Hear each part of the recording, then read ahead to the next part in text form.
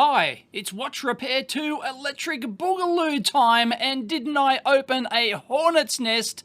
All the watch aficionados came out of the woodwork and were horrified at my video. I'll link it in if you haven't seen it. That's part 1. And where I did, and literally an emergency repair on this quite, it's not expensive, it's really quite cheap, made in China but Japanese movement. It's the Hyrule Legend of Zelda watch. So here it is, the Legend of Zelda. It's official merch. There you go.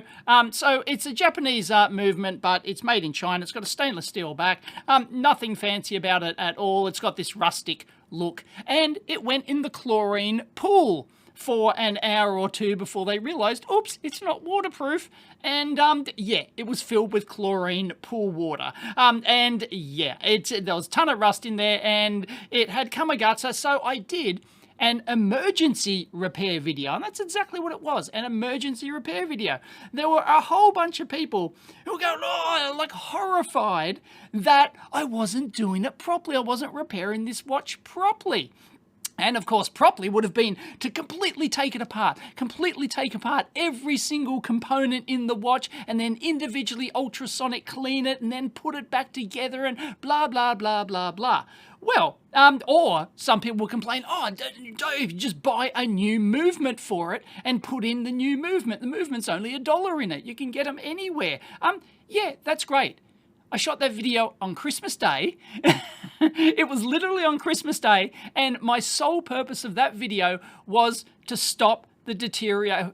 Two things. One, stop the deterioration of the watch, because they go downhill very quickly if you don't get to it and rescue it in time and get rid of the chlorine out of there, rinse out the chlorine and everything else. And step 2 was to get it working again so that the kid can take it on holidays in a day's time. So, yeah, there was no time to do this properly. And yeah, I can't get another movement. I can't just order another movement. There's no shipping over Christmas time. And literally, like, I needed to get it something working in a couple of days. And if it lasts another year or something, everyone will be happy. So, yeah, just calm down a bit, okay? So, yes, it is working again. Everything's hunky-dory. Now, let's have a look at this. Yeah, there's still a few rust spots, and they were horrified. I didn't take out the crown properly and then disassemble the whole assembly and take the hands off and everything else. God, it was Christmas Day. I simply wanted to stop the rot in this thing, and that was the whole idea.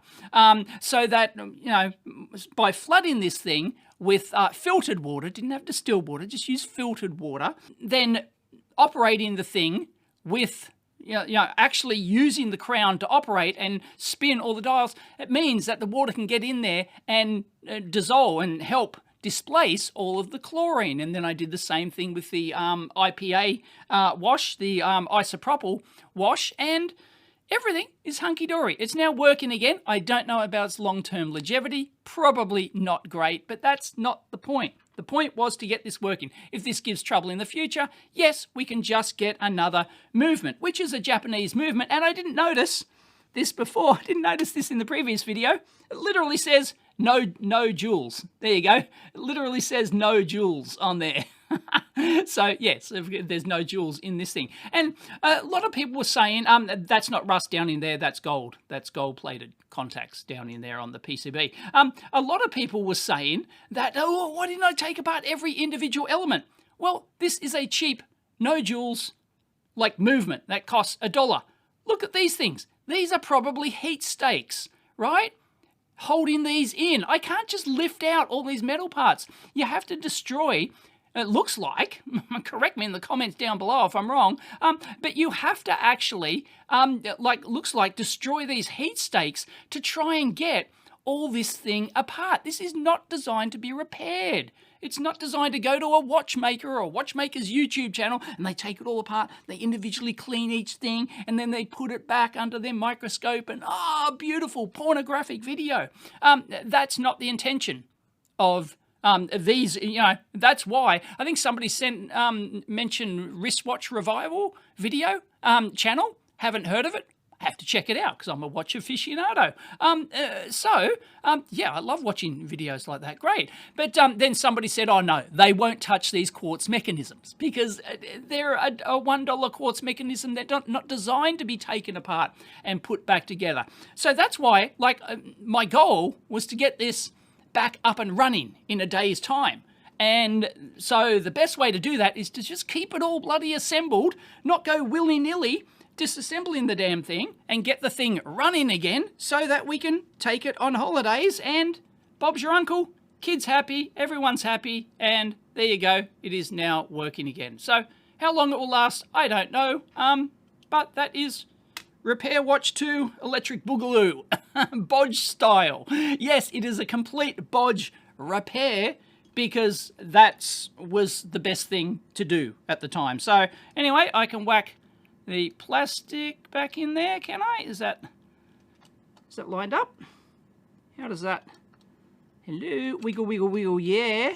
Get that back in there. So yes, it was, the whole idea was a complete bodge, just saving this thing and then potentially get it up and running again. I think I've got, oh geez, this is, it's going to come out more. So for all these people complaining that I didn't do it properly, that was, in quote marks, and properly, that was not the point. This is not a Belovo Accutron space view, right? It's a $1 mechanism inside a kind of like a novelty merch watch kind of thing.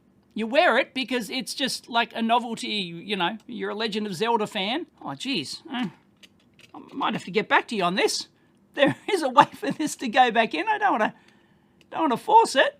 Oh, yeah, there we go. It's a really tight fit. Tight as a nun's nasty. There you go.